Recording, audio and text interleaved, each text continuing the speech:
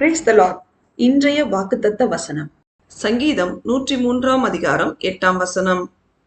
கர்த்தர் உருக்கமும் இரக்கமும் நீடிய சாந்தமும் மிகுந்த கிருபையும் உள்ளவர்.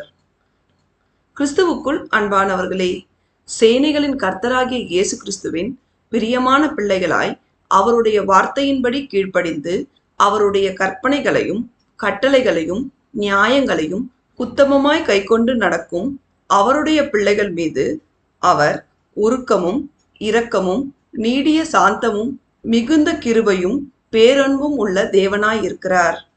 அவரை மட்டும் நம்பி ஜீவிக்கின்ற அவருடைய பிள்ளைகளை அவர் எல்லாவற்றிலும் எல்லா சூழ்நிலையிலும் மேன்மையான ஆசீர்வாதத்தை தந்து கிருபையாய் வழிநடத்துவார்.